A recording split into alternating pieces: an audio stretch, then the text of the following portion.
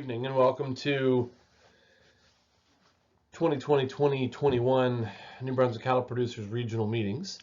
As with the rest of the presentations that we would normally be providing in person, in our October workshops, COVID has got us turned around, and so we're conducting our meetings online this year, and in order to deal with limited bandwidth in some of the regional areas, and to manage technical issues, we're recording all our presentations. So welcome to our operational update. I'm going to take you through a few things that we've been working on with the cattle producers on your behalf.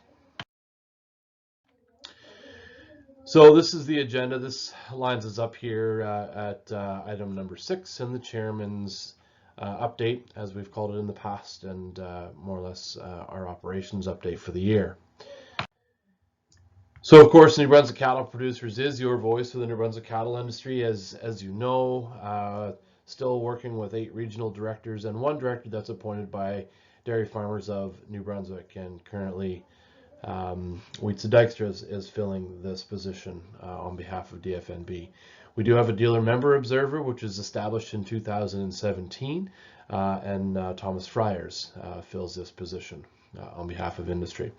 Contract staff, as you know, we've operated in this manner for many years. Brenda McLeod, you know, the friendly voice at the end of the line that when you call the office, our financial and office manager.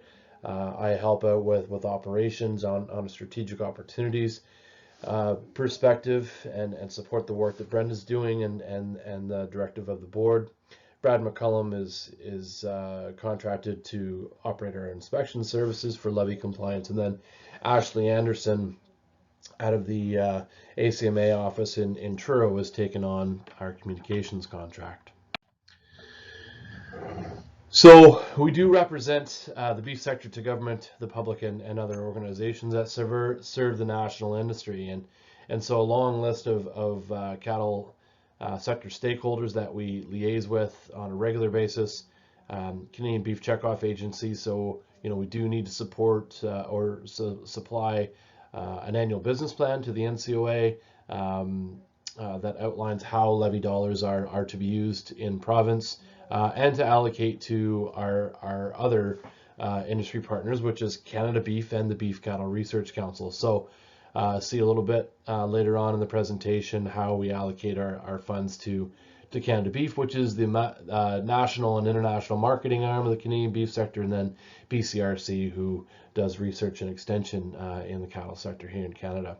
Canadian Cattlemen's Association working hard on our behalf in Ottawa and across the country to advance issues and policies applicable to the beef cattle industry here in Canada.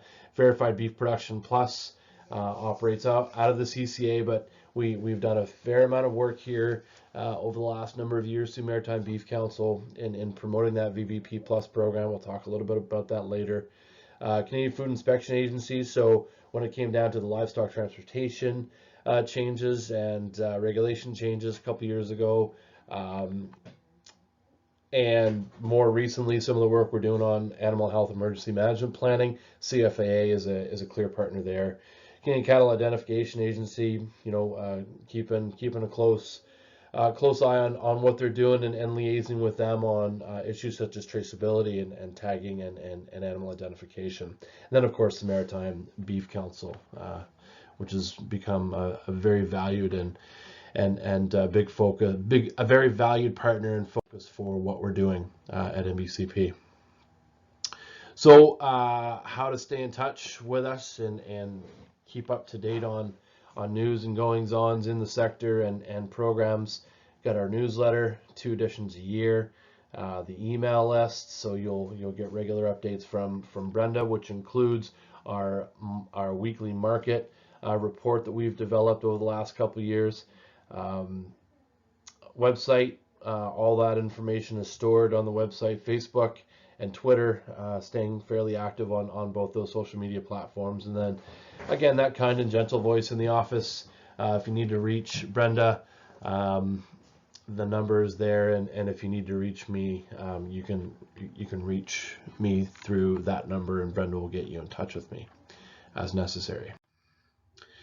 So producer registration, really important, so that we understand, challenges and opportunities to best match our resources and the programs that we're developing. And so understanding where you are, what your challenges are, what your mailing address are, what local region you're in, become really important for us to design policy and to stay in touch. In the case of some level of disaster, whatever, it could take many forms, understanding where our farms are and what the most up-to-date contact information in this is critical.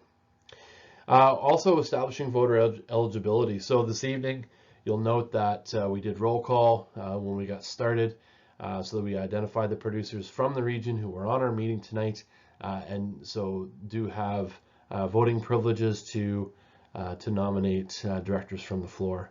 And then following that, if there is need for an election, those mail-out ballots will go to the producers on our registered producers list. And I've already mentioned that number 5, but I'll say it again because it's very important. That emergency response, foreign animal disease, what have you. Could, again, any number of emergencies could arise, and having an up-to-date contact list and location listing for our farms is critical to manage those situations. So keep that registration up to date. It just takes one form, 1 year. That's free, and it helps us understand the industry market strength and structure, and again, design programs to support opportunities and limit challenges. So the Checkoff Collection and Audit program, this isn't new. Just needs to be raised. We do have an auditor in place, going on 7 years now. I realize I got 6 there on the screen, but 6 and 7, sorry, and actually into 8, I guess, for 2021. Working with primary beef and dairy producers and livestock dealers and abattoirs to do select audits around the region, so that we can ensure compliance. We can't operate the association, deliver the programs we do without those checkoff dollars, and we are obliged to submit to our national funding agencies. So bound by our agreements with them to make sure those monies are moving into the national program. So don't hesitate to check out that list of licensed dealers at NB Cattle Producers website.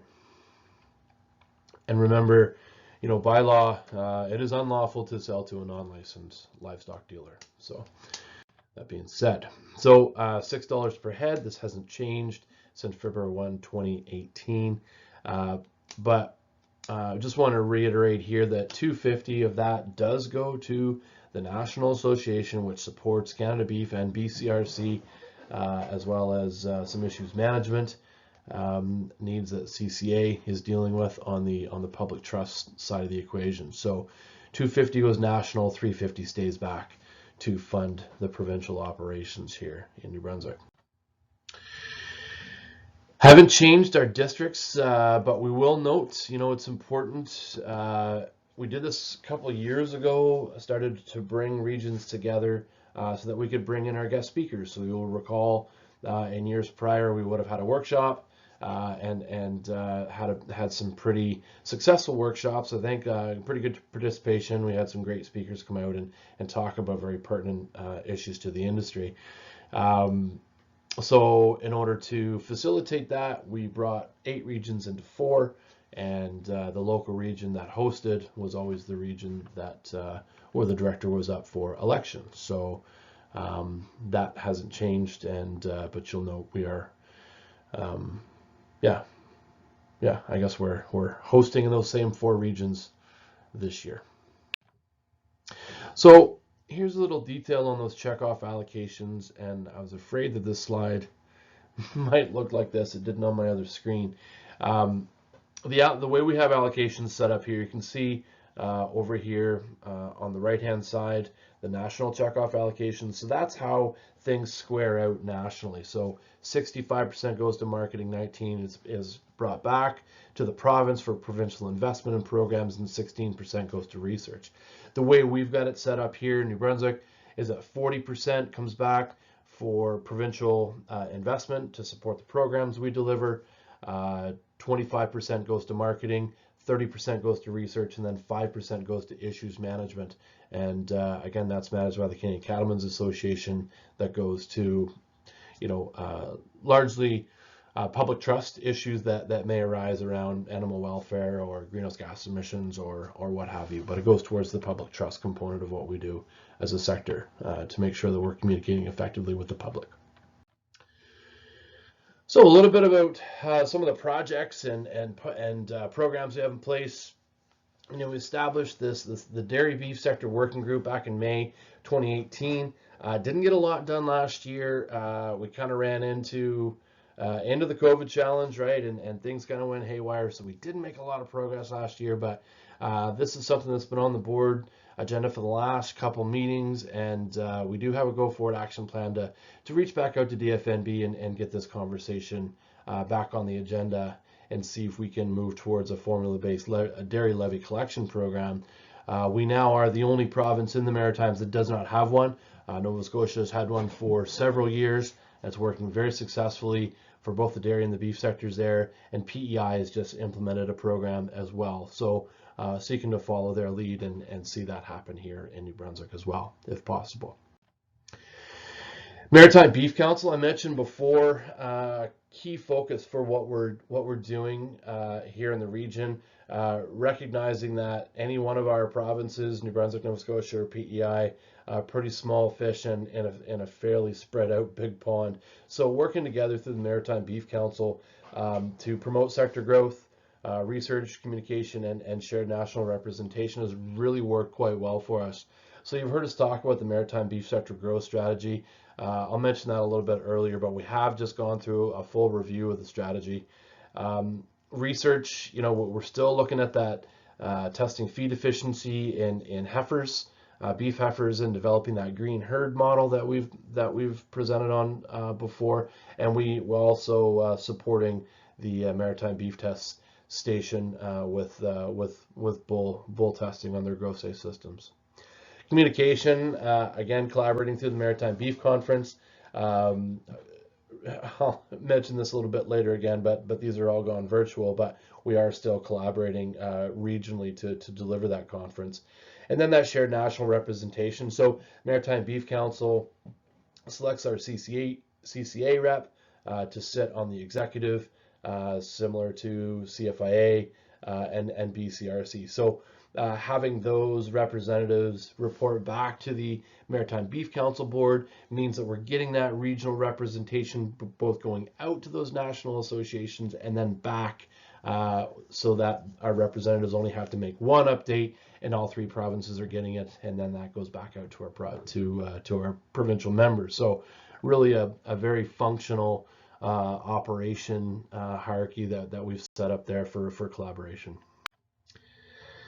So our growth strategy, you'll remember, this kicked off in 2016, and we set ourselves a 10-year goal to increase the maritime beef herd by about 20,000 cows, or 2,000 per year. And based on current herd sizes, that breaks out to about 600 to 700 head per year in New Brunswick as a growth target for new cows and or breeding heifers.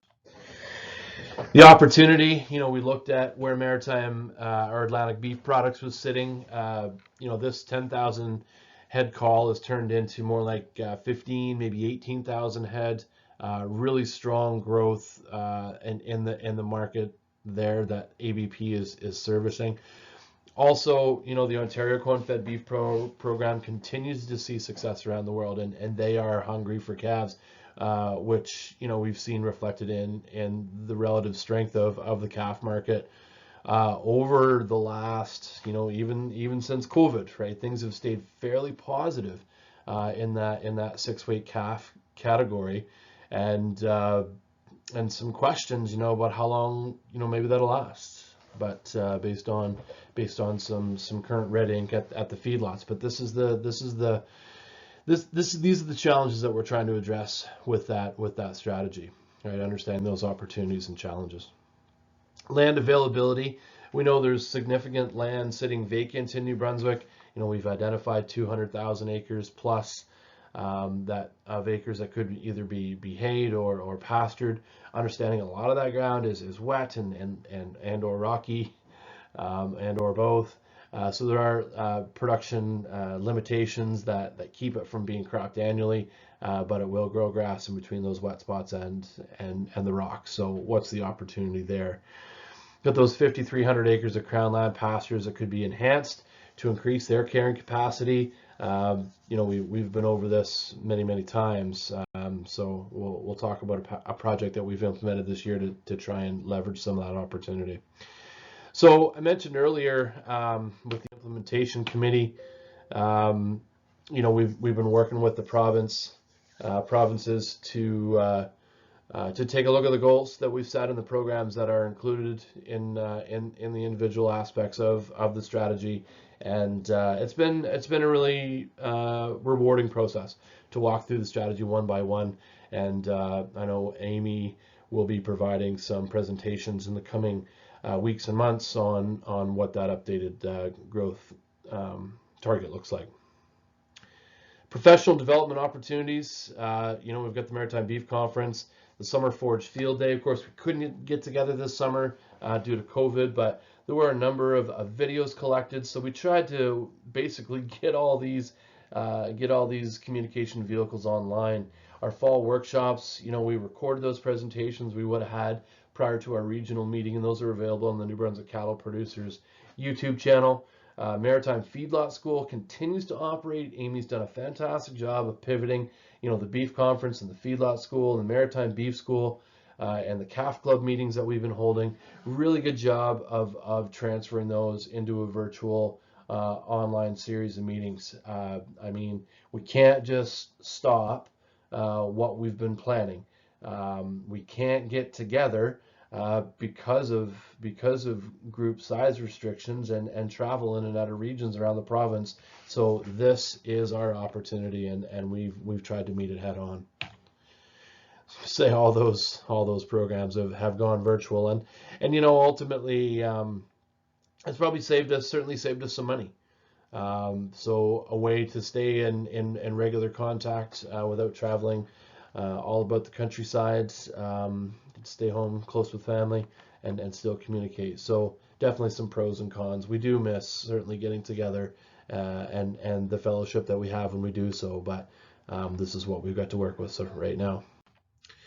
So Beef Producer of the Year Award. Hey, we've talked about this numerous times. We've got a deadline coming up there, Jan 3/1, 2021, and we will be presenting it online, so miss the updates on those dates, but still accepting applications for Beef Producer of the Year. If you need help filling out the form, give us a call. We can help with that. So want to recognize those outstanding producers who contribute to industry growth and development across the province. So a little bit on year in review, the market opportunities for New Brunswick cattle over Atlantic Beef Products. We've reported on this many times.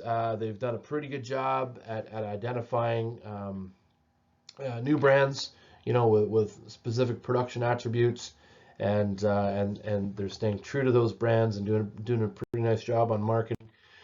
As of August 2018, they are offering that 2 cent per pound rail premium for cattle in the AAA or higher grade, and having a carcass weight of 750 pounds or better. So don't negate the importance of that 2 cents per pound. We know what it takes to move cattle about the countryside, especially fat cattle, and every few pennies helps. So those are for VBP Plus certified feedlots. If you want to move down this road, we do have resources available to help you do your assessment and get ready to challenge that audit. So we've been working on this cattle price insurance project for a number of years, and we have made some significant progress this year. With the way that research went this year, the Beef Cattle Research Council had some funding that was not allocated. So they have funded the development of that Eastern Price Insurance Index. Right now working with AFSC in Alberta, who delivers the Will Pit model. to build out that index. So that's the black box that will create the details behind a contract that maritime growers could choose to take in order to cover their price risk.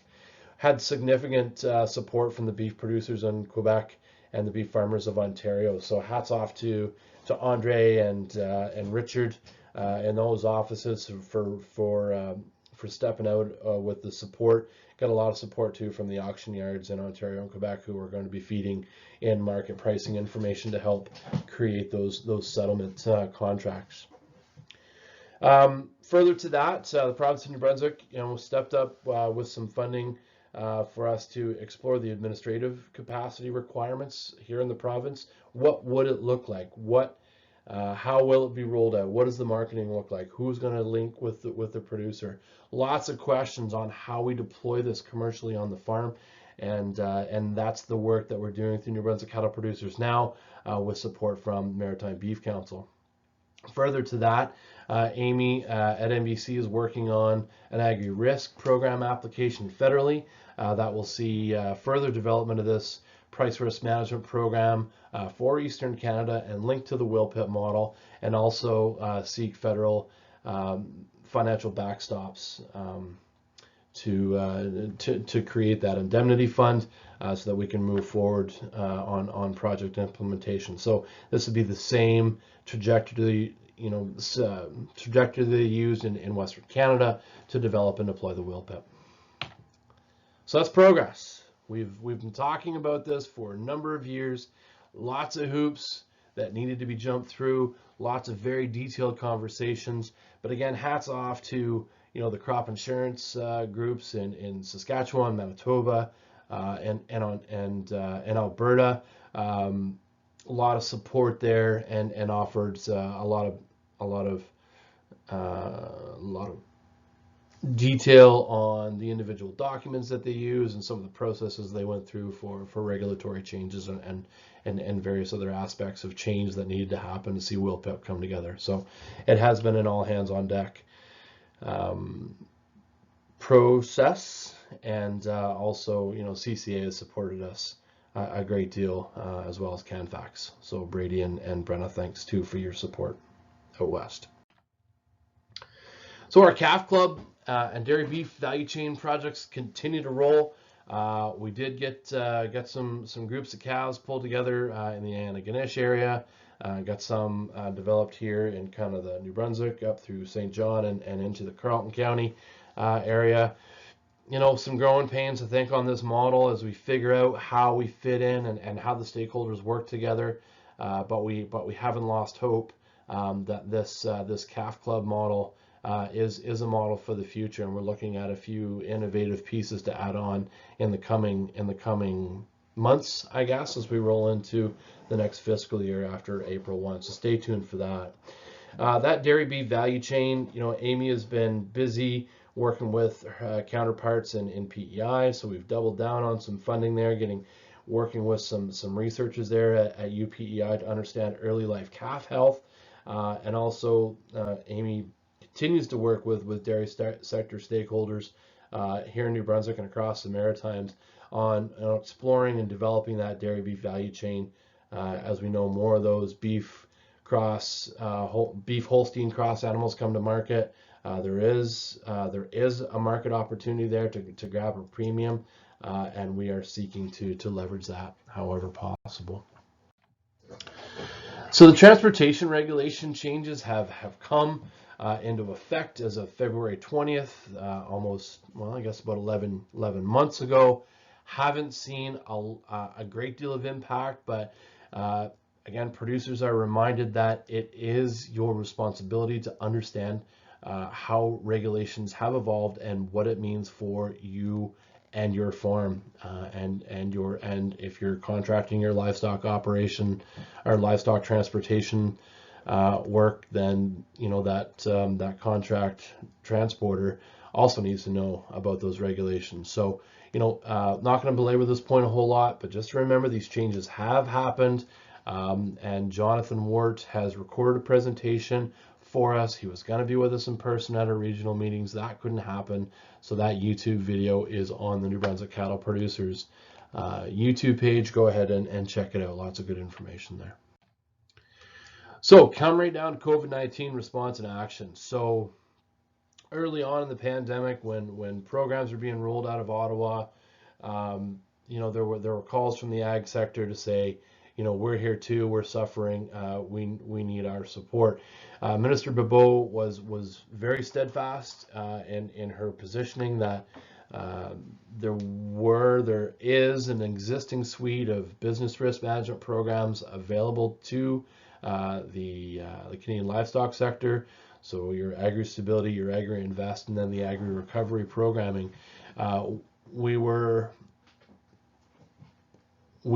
instructed to use those programs to their fullest capability.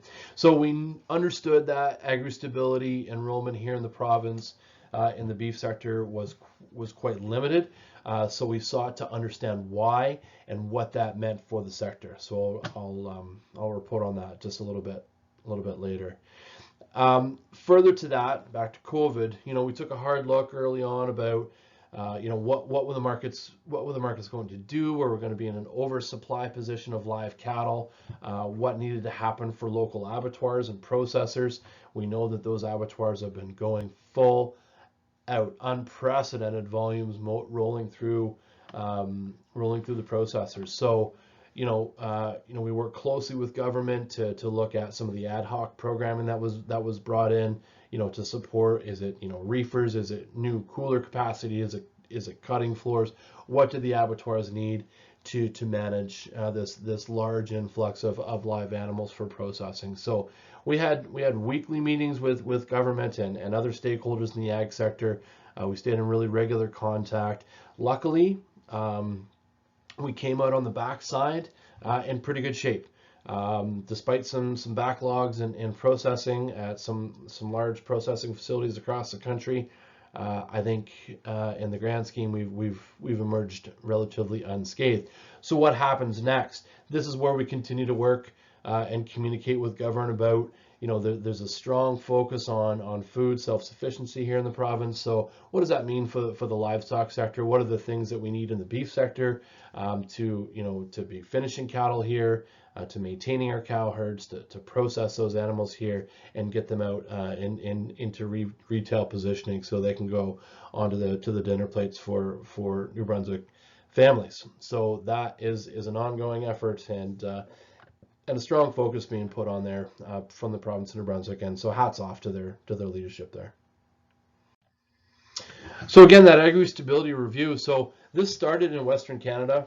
They took a hard look at some case studies and how the Agri Stability Program functions for them out west. Ontario did something similar, and then we came in with our case studies. So we worked really closely with Ontario to try and align our case studies in the cow-calf and feedlot sectors, and try to grab some grassing operations and some backgrounding feedlots, just to get a breadth of what we're looking at for the various production models in the beef sector here in New Brunswick.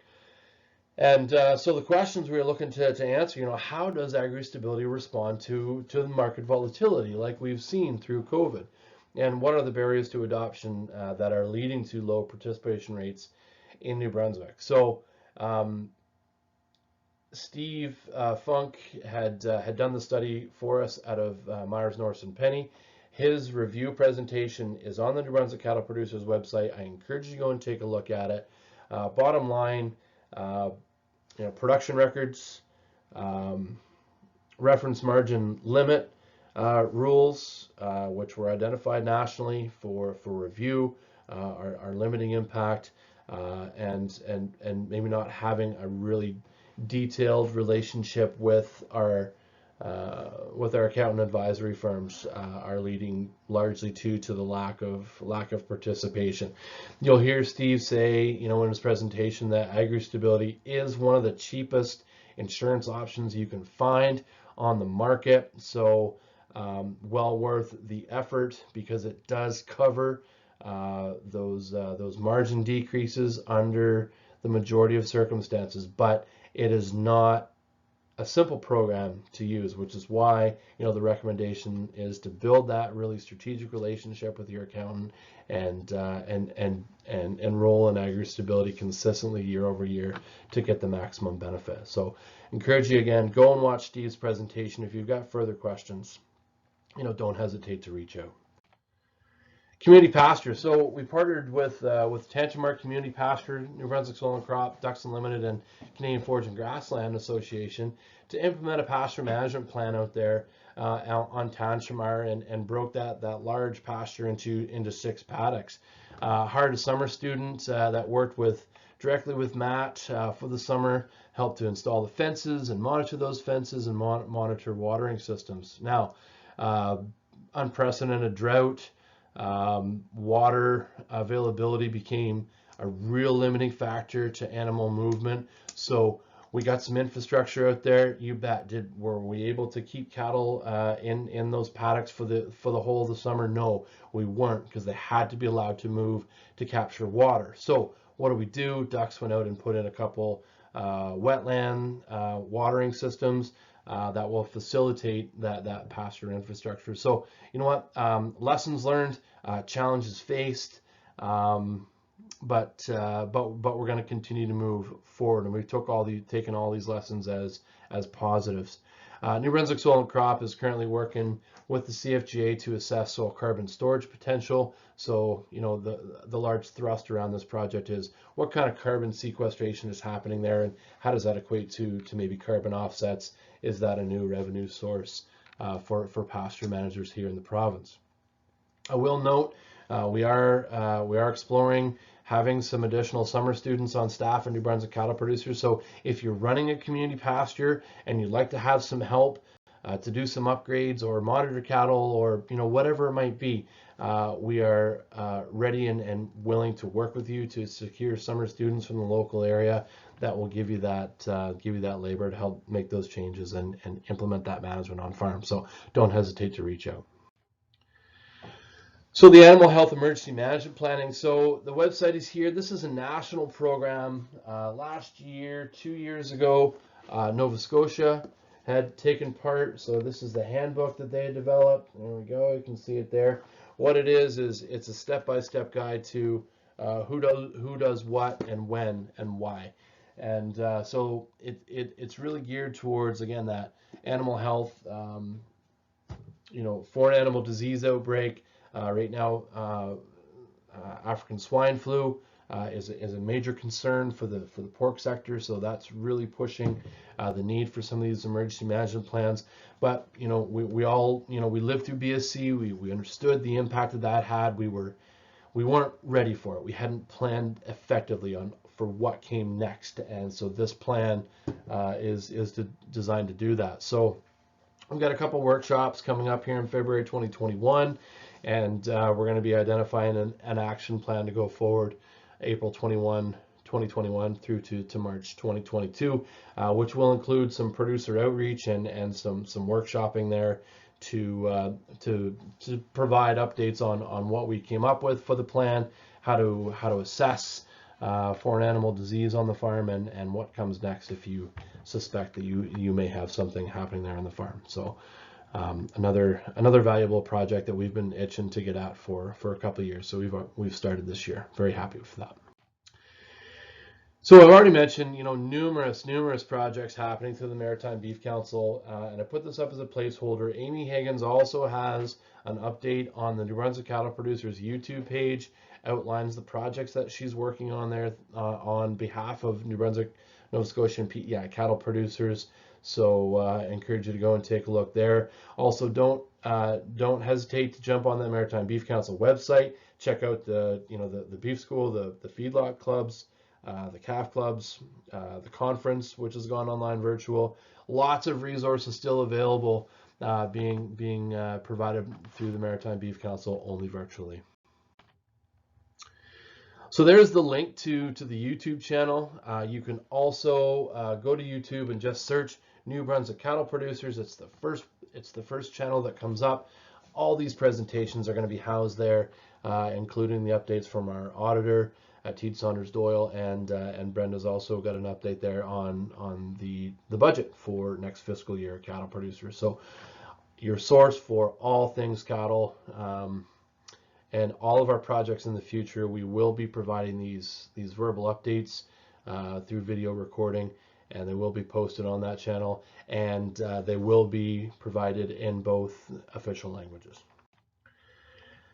So closing comments, which are similar to what you've seen in the past. So obviously lots of things happening nationally, challenges to be faced and opportunities to seize, and so that's what we continue to do, hoping that our program suite, we've got lots of programs besides this, the handling program and others, supporting primary producers with cash injection to make those improvements on, to support humane animal handling, right? So lots of programs available, and those are the opportunities we're trying to bring to the bear. So,